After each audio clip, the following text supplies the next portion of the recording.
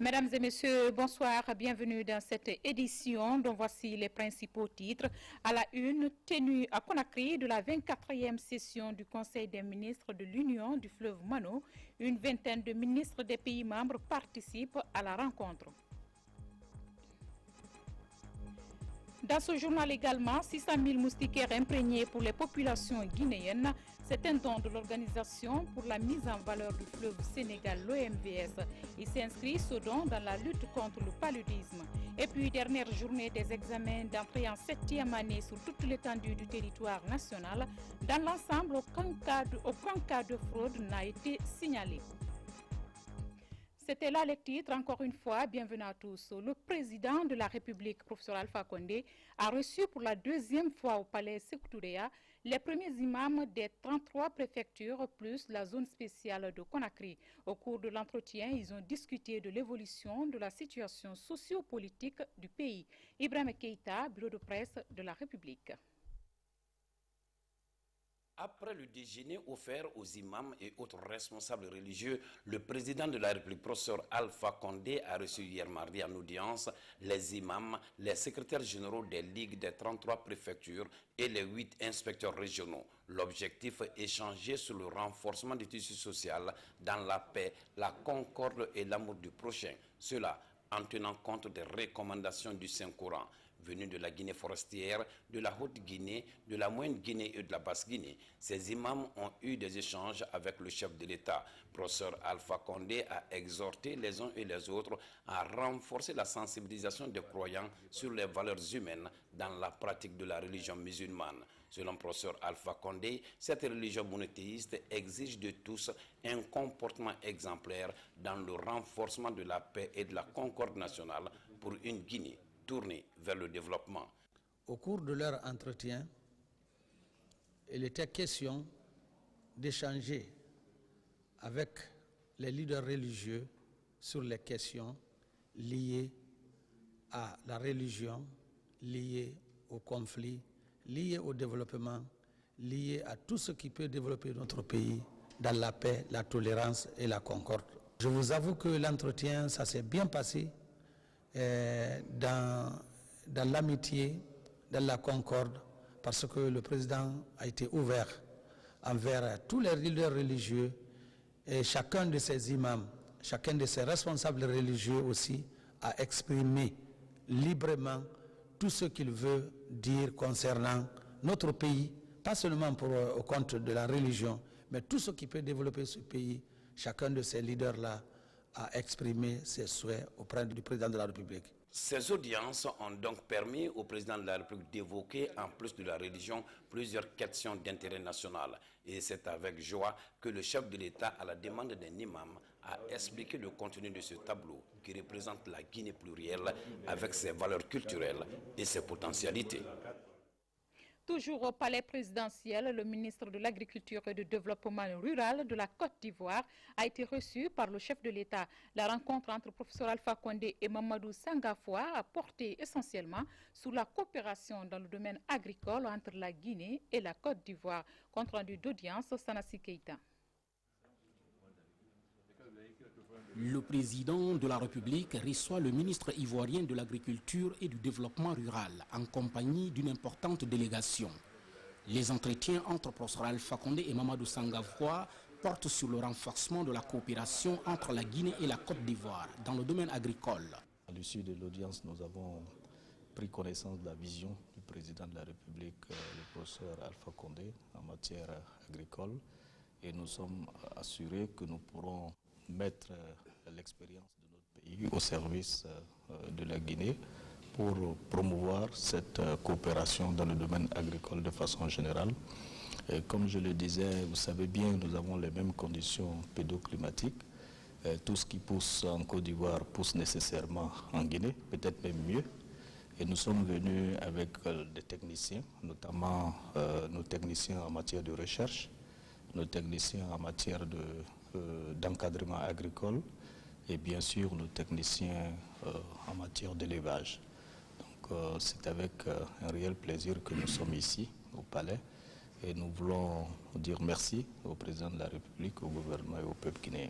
L'agriculture reste toujours une priorité fondamentale pour le président de la République dans le but d'atteindre l'autosuffisance alimentaire. L'agriculture est notre priorité, mais dans un premier temps, nous nous sommes focalisés sur les cultures vivrières parce qu'on veut atteindre l'autosuffisance alimentaire. Mais il est évident que la Guinée a de grandes possibilités pour les cultures d'exportation, comme ce qu'on a fait pendant la période coloniale. Vous savez, on produisait plus que la Côte d'Ivoire à l'époque. Donc, comme nous avons commencé par les cultures vivrières, mais s'il n'y avait pas eu l'Ebola, depuis 2 ans au moins, nous voulions commencer. Donc, j'avais demandé à mon frère et partenaire Alassane, et dernièrement, donc, j'ai demandé qu'il puisse nous accompagner pour le café, le cacao, les alevins, mais aussi les palmiers et les verts. Parce que aujourd'hui, si nous voulons diminuer la pauvreté en Guinée, c'est vraiment l'agriculture. Mais pour cela, il ne faut pas seulement l'agriculture vivrière. Bien sûr, l'autosuffisance est nécessaire, mais les cultures d'exportation permettent aux paysans d'avoir des revenus supplémentaires qui leur permettent de faire face aux dépenses scolaires et autres dépenses, etc. Donc, c'est pourquoi j'ai demandé à être accompagné non seulement que la Côte d'Ivoire nous fournit des semences, mais qu'il y a aussi une coopération technique parce que la Côte d'Ivoire a des structures très avancées. Professeur Alpha Condé compte ainsi s'inspirer de l'expérience ivoirienne dans le domaine agricole pour tenter de la mettre en application en Guinée, histoire de répondre aux aspirations de la population guinéenne en termes d'augmentation de la productivité. Ouverture ce matin à Conakry de la 24e session du Conseil des ministres de l'Union du fleuve Mano. La session regroupe une vingtaine de ministres venus de la Guinée, de la Sierra Leone, du Libéria et de la Côte d'Ivoire. Les questions de développement, de paix et de sécurité focalisent les travaux. Le récit avec Bernard Tanguino. Cette 24e session ordinaire du Conseil des ministres de l'Union du fleuve Mano se tient dans un contexte de relance économique post-Ebola. La rencontre de Conakry est axée sur l'évaluation de l'état d'avancement de la mobilisation des ressources pour le programme régional de relance socio-économique. Les ministres des 4 pays membres de l'Union du fleuve Mano expriment l'engagement de leur gouvernement à œuvrer pour l'atteinte des objectifs de l'organisation. Au sortir de la grave crise sanitaire que fut la maladie à virus Ebola, survenue en 2014, et qui a lourdement affecté 3 de nos États membres, la mise en œuvre du plan sous-régional de relance socio-économique post-Ebola est un impératif majeur qui requiert toute notre attention et toute notre énergie. Je voudrais vous dire que la Côte d'Ivoire sera toujours au rendez-vous de la coopération africaine, au rendez-vous de l'intégration africaine, parce qu'elle a foi en cet idéal. L'intégration ne peut se faire que par l'intégration africaine. C'est une réalité. La lutte contre le terrorisme et l'insécurité maritime sont d'autres questions en débat à Conakry. Un plan de lutte commune contre les menaces terroristes sur les 4 pays devrait être proposé. L'Union du fleuve Mano était sur une bonne rampe de lancement par rapport à ses projets sous-régionaux dans le domaine des infrastructures, de la sécurité alimentaire, de la paix et sécurité, de l'énergie et de l'éducation, quand la crise Ebola est survenue. Cela a stoppé le fonctionnement normal de l'organisation et aujourd'hui, nous reprenons ces réunions ordinaires. Je pense que cette réunion sera décisive pour prendre des décisions qui vont changer l'espace Mano les 5 prochaines années. La Guinée compte poursuivre son implication habituelle dans le renforcement de l'intégration sous-régionale. Une intégration qui devrait permettre à la Côte d'Ivoire, le Libéria, la Sierra Leone et la Guinée de relever les défis du développement. La Guinée est toujours heureuse d'accueillir ses frères africains auxquels elle est liée par les aspirations communes au développement de notre sous-région. Ceci est encore plus vrai quand il s'agit de nos frères du Libéria, de la Sierra Leone et de la Côte d'Ivoire, avec lesquels nous avons décidé de bâtir un avenir commun au sein de l'Union. Je puis d'ores et déjà vous assurer que notre gouvernement mettra tout en œuvre pour être à la hauteur de vos attentes. Les résolutions de la présente session sont attendues jeudi avant le sommet des chefs d'État de l'Union du fleuve Mano qui se tiendra vendredi 24 juin à Conakry.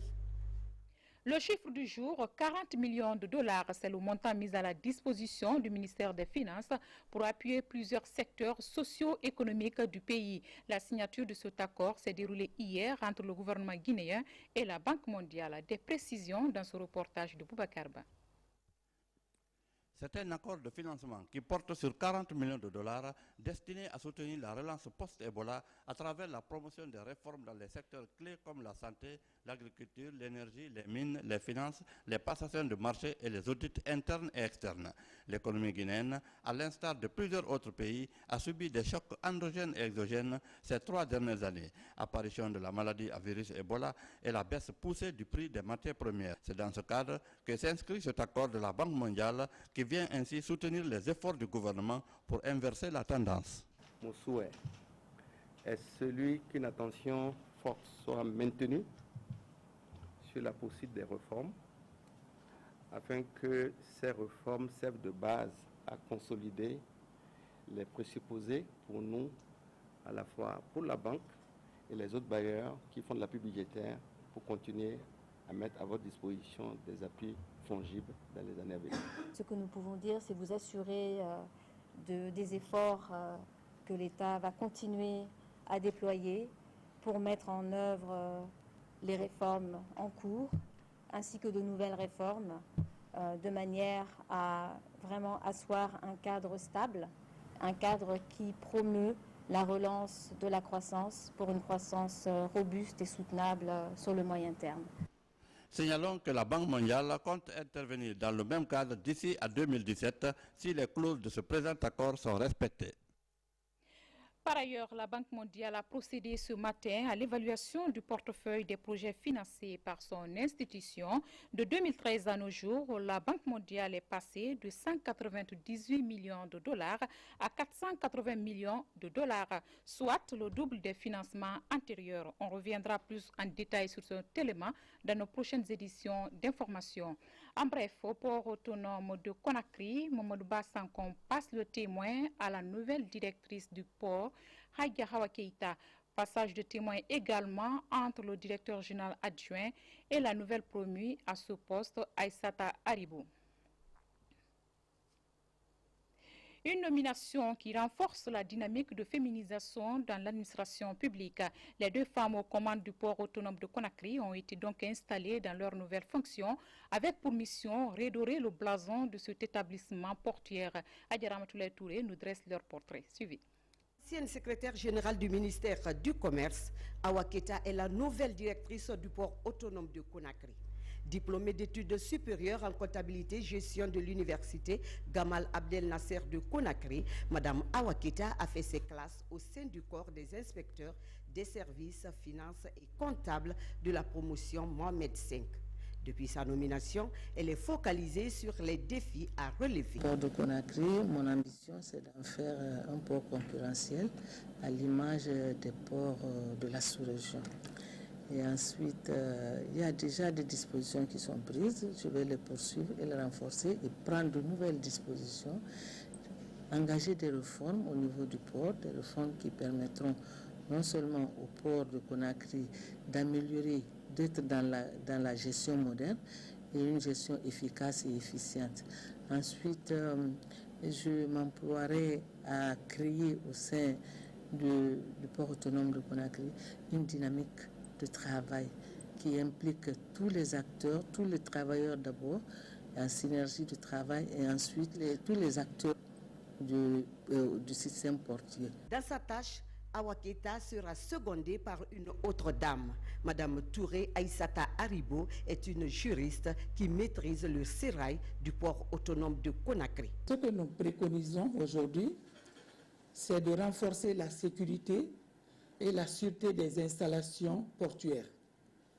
Et ensuite, nous voulons aussi moderniser les équipements et les installations portuaires que nous disposons, faire du port de Conakry un hub pour les pays de l'Interland et coopter beaucoup le trafic malien. Awa Keita et Aïssata Haribo sont appelés à former un tandem gagnant à la tête d'une des mamelles de l'économie guinéenne. Elles sont nommées à une période où le chef de l'État a déclenché depuis 5 ans le processus de modernisation du port autonome de Conakry pour en faire un véritable fleuron portuaire en Afrique de l'Ouest. Les travaux d'extension et de modernisation de la plateforme portuaire améliorent la compétitivité du port autonome de Conakry avec un terminal comme quai de transit pour les pays voisins. Au-delà de cet acquis, les défis restent encore énormes. Et Fodé Camara, notre reporter, revient sur ces défis qui attendent la nouvelle équipe. Suivez. Sur les berges de la presqu'île de Kaloum, pour oxygéner le trafic portuaire depuis plus de 5 ans, des travaux d'envergure sont engagés sur la plateforme portuaire. D'un coût global de 47 millions d'euros, soit environ plus de 400 milliards de francs guinéens. La deuxième phase de l'extension et de la modernisation du terminal à conteneurs a permis d'étendre le quai et de réaliser un terre-plein de 12 hectares. Principal chantier encore ouvert, l'interconnexion ferroviaire Conakry-Kabylie pour diminuer le balai interminable des camions à conteneurs qui asphyxient la circulation et provoquent souvent des accidents. Nous sommes en train de poursuivre nos discussions avec l'entreprise Russal pour permettre de mutualiser l'utilisation de leur voie qui donnera accès au port sec de Kabylie, ce qui va contribuer à réduire le trafic au sein de la presqu'île de Conakry et donc à faciliter la circulation et l'évacuation des conteneurs. Le terminal du port de Conakry est aujourd'hui un succès d'un partenariat public-privé réussi. Nous avons réalisé d'importants travaux qui ont permis au port de se moderniser, de se mettre au diapason des plus grands ports de la sous-région et de permettre à la Guinée de développer son attractivité, notamment pour lui donner accès aux pays de l'Interland. Principal résultat des travaux d'extension, plus de transbordement au port de Dakar. Aujourd'hui, sur la façade maritime de la presqu'île de Kaloum, 2 navires de grande capacité peuvent accoster simultanément. Face à ces marchandises qui arrivent à tour de bras, il y a lieu de désengorger la capitale. Une fois que nous respectons les cadences, que le couloir de transport soit aussi dégagé. Tant qu'il n'est pas dégagé, ça veut dire que le port restera toujours bouché parce que les rotations sont très faibles. Cette évacuation, elle pêche. Tout le monde voit la configuration géographique de Conakry ne nous avantage pas. Donc un camion qui sort chargé le matin pour aller dans les entrepôts en ville ne revient pas toujours. Donc des fois même il reste là-bas 2 jours, 3 jours stationnés avant de faire des débarquements, ce qui ralentit forcément les cadences de débarquement au port. De l'autre côté des frontières, d'autres plateformes portuaires sont à l'affût pour capter le trafic des pays voisins n'ayant pas accès à la mer. Nonobstant les actes posés pour tenir cette concurrence, au-delà d'un terminal moderne et attractif, d'autres avantages compétitifs sont à conquérir pour stimuler davantage le business portuaire. Des mesures susceptibles de conforter davantage le dispositif de sécurité et de fluidité du trafic.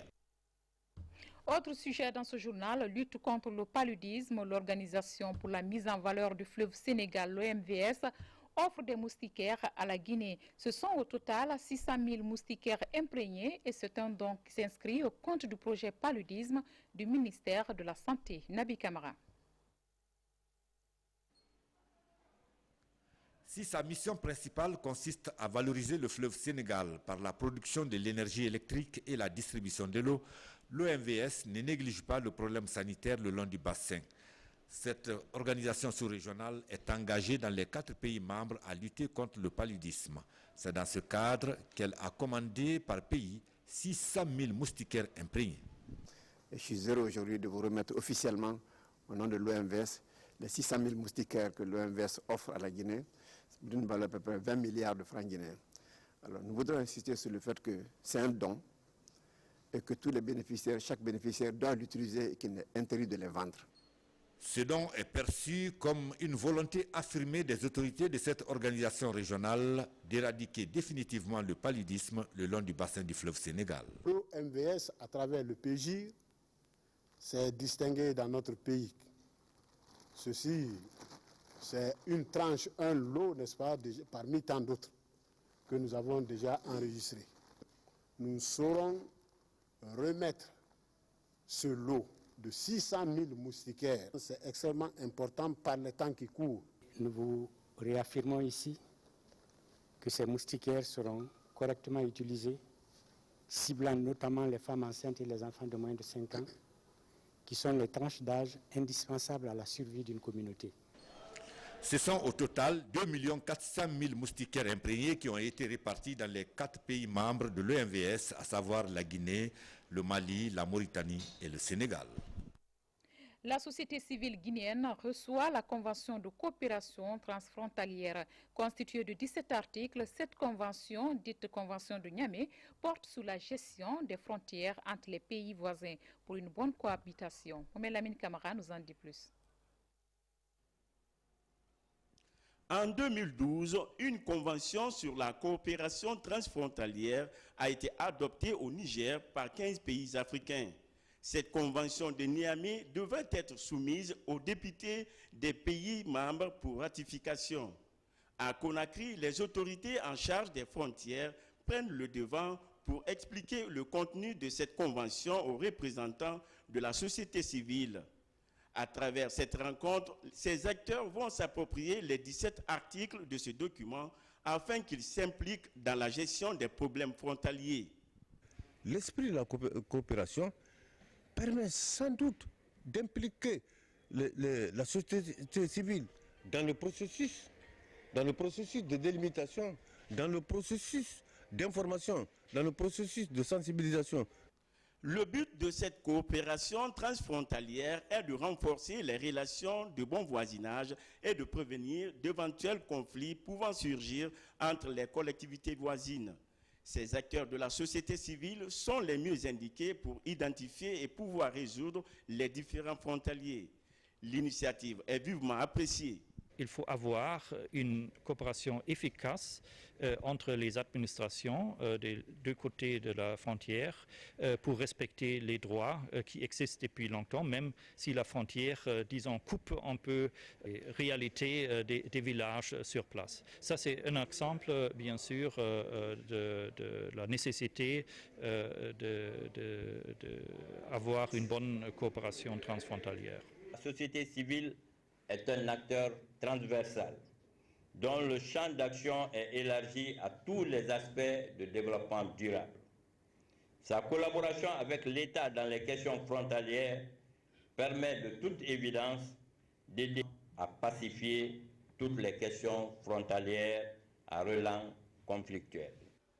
À l'issue de ce conclave, l'espoir est permis de voir désormais ces représentants des organisations de la société civile contribuer à relever les multiples défis liés à la gestion des frontières. Et puis, dernière journée ce mercredi de l'examen d'entrée en 7e année sur toute l'étendue du territoire national. Ils étaient 188 845 candidats à compétir dans cette matière. Dans l'ensemble, aucun cas de fraude n'a été signalé. Le ministre de l'Enseignement préuniversitaire en région forestière se félicite du bon déroulement de ces épreuves. Depuis Zérekoré, nos envoyés spéciaux Amadou Touré, Sankumba Dokori.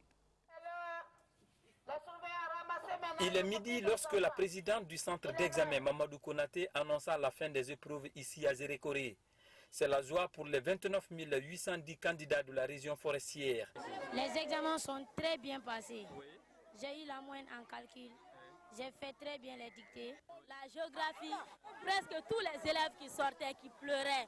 On n'a rien fait en géographie. En tout cas, ce que j'ai à dire, les autres matières, j'espère avoir l'examen. Si Dr Ibrahima Kourouma a lancé la dernière épreuve ici à Maranoké Traoré, un centre d'examen de la commune urbaine de Zérekoré, il s'était auparavant rendu dans plusieurs centres d'examen de Kissidougou, Gekedou et Lola.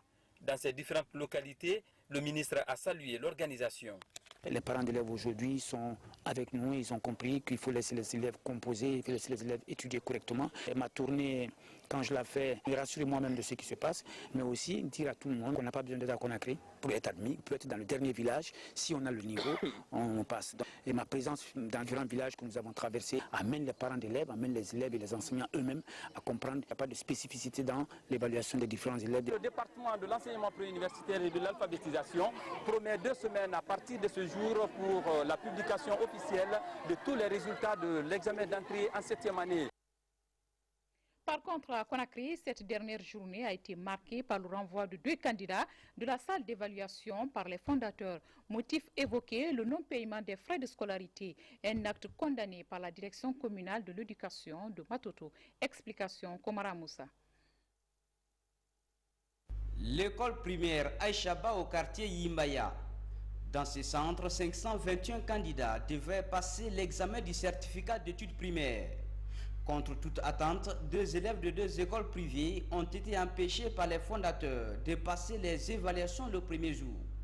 Une autre candidate en état de famille avancée a failli accoucher pendant l'évaluation dans un autre centre d'examen.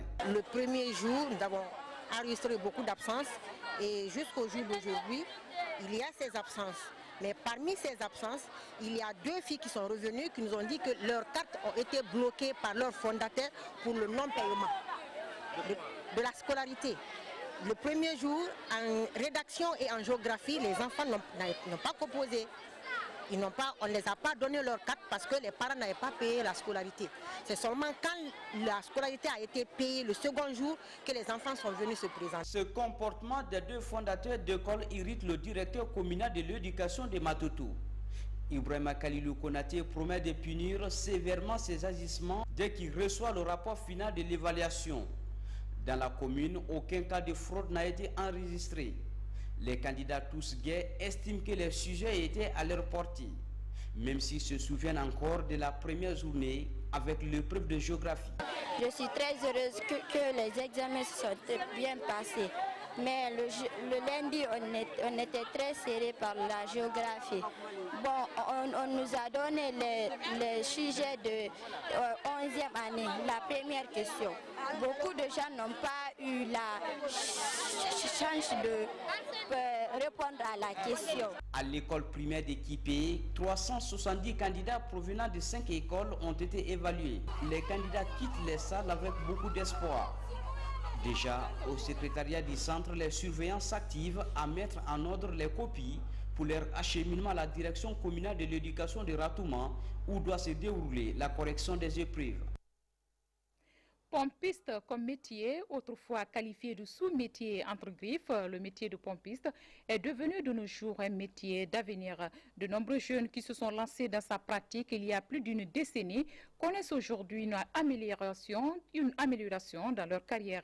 Ils sont passés de pompistes au chef de station, puis gérant financier. C'est le cas de Ibrahima Diallo dont vous allez suivre le portrait avec Makale Souma et Sadou Bari.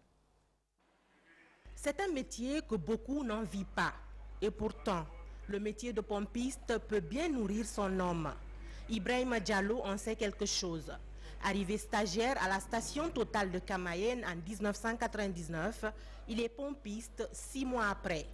Aujourd'hui, il est gérant libre de station. De 2005 à 2008, j'étais chef de station. De 2008, on m'envoie comme jeune gérant à Kamsa. Après 6 ans, en 2014, je suis revenu à Kamayenne encore toujours comme jeune gérant. Au fait, après une année de service, aujourd'hui, je suis devenu gérant libre.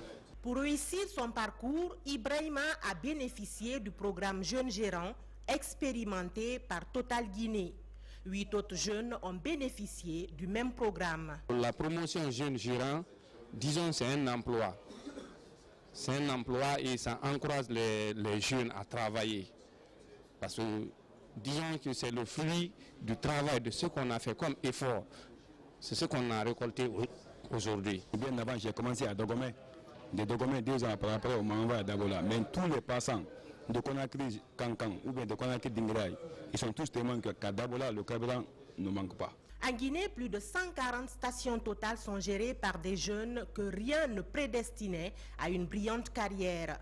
Le programme Jeunes Gérants a changé le destin de ces jeunes.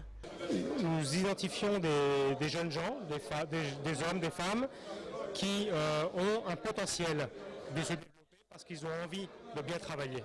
Et donc ces gens-là, on les fait passer par un cycle de formation et puis jusqu'au jour où on estime qu'ils ont appris tous les métiers de la station. Et à ce moment-là, on décide de leur faire confiance et de leur confier une station en gérance. C'est donc un plan de carrière qui profite à ces jeunes Guinéens qui ont cru en leur destin en choisissant d'être pompistes. Après 17 ans de service, Ibrahim Diallo a appris et maîtrisé toutes les étapes de la gestion d'une station.